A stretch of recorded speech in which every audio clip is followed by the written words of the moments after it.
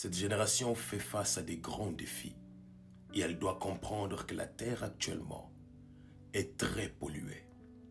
Nous ne sommes pas 7 milliards d'êtres humains sur la terre. Il n'y a pas que des hommes qui marchent au milieu de vous. La Bible est très claire sur la réalité spirituelle des Néphilim. Qu'est-ce que c'est que des Néphilim? C'est des démons déguisés en chair, des démons qui sont physiquement présents sur la terre des hommes. Parce que leur mission exige leur présence physique sur la terre. Sur la terre, ils naissent comme des hommes, ils vivent comme des hommes. Vous pouvez retrouver leur père, grand-père, leur oncle, leur cousin, leur cousine. Ce sont des démons. Et ils savent qui ils sont. Alors, pourquoi le Fils de l'homme dit que les jours du Fils de l'homme seraient semblables aux jours de Noé où les hommes buvaient et mangeaient? Écoutez-moi ici.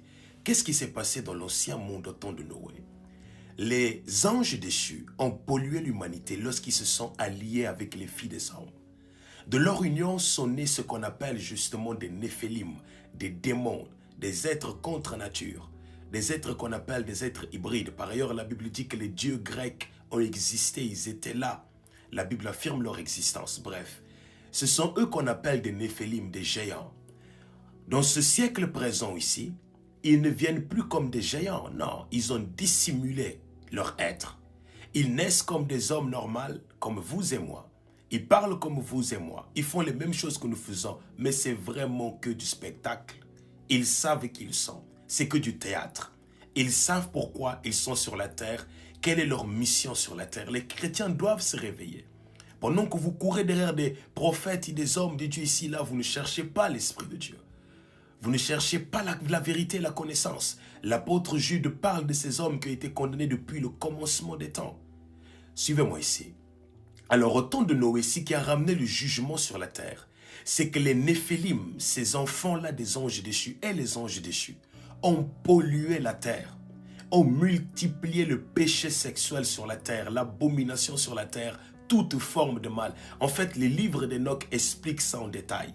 Et que c'est en fait à cause de cette multiplication du péché que Dieu le Père était obligé de détruire la terre et de recommencer quelque chose de nouveau. Lorsque le Fils de Dieu dit que ces jours seront semblables aux jours de Noé, c'est que dans les derniers temps où nous sommes ici, ces mêmes êtres qui ont pollué l'humanité auraient le même agenda. My God.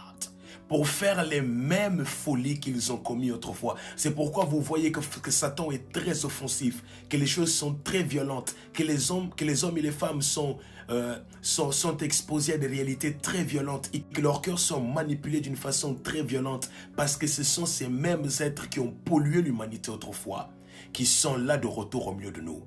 Donc si vous pensez jusqu'à présent que nous sommes 7000 êtres humains sur la terre, vous me prenez terriblement.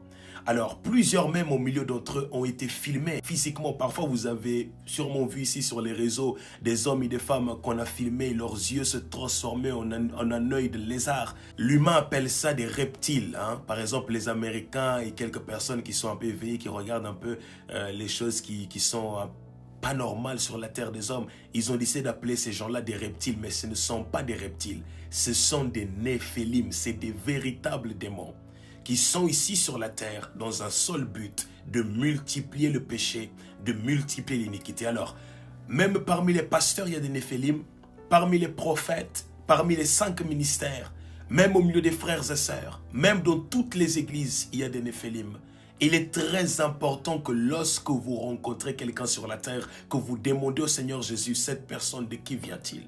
La terre est très essuyée. Beaucoup vont être déçus à la fin des jours de voir que non, ce pasteur ici ou cet être ici que j'ai suivi, en fait, c'était un Néphilim. Cette dame ici qui me disait, je suis trop amoureuse de toi, ou ce frère ici qui disait, cet homme ici qui disait, excusez-moi, je suis trop amoureux de toi. En fait, il n'était là que pour une mission. C'était un démon déguisé. Vous devez être sérieux. Vous devez être focus sur votre marche. Vous devez interroger l'Esprit de Dieu. Sachez que les fils de Dieu existent et qui sont sur la terre. Les fils de Dieu, c'est qui? Ce sont des véritables chrétiennes qui ont vraiment décidé de tout abandonner pour suivre la lumière. Et Jésus les enseigne et les révèle les choses qui sont cachées. Que Dieu vous bénisse. Partagez ce message partout. Partagez-le de toutes les manières possibles. Que les chrétiens et les chrétiennes se réveillent sur les réalités spirituelles de ces démons qui sont physiquement sur la terre des hommes. Parmi eux, il y a des prédicateurs. Parmi eux, il y a même des personnes que vous rencontrez là dehors qui n'ont rien. Parmi eux, mes amis, même dans les villages les plus fins-fonds de l'Afrique, il y a des néphilim qui sont là physiquement. Parce que leur mission exige qu'ils soient là physiquement. Parmi les stars du monde, parmi les présidents, il y a des néphilim. My God. Au milieu des églises, il y a des néphilim. Il n'y a pas une église sur la terre où un néphilim n'est pas présent. Vous devez être conscient de ces choses. Vous devez être ferme dans l'esprit. Vous devez être focus dans l'esprit.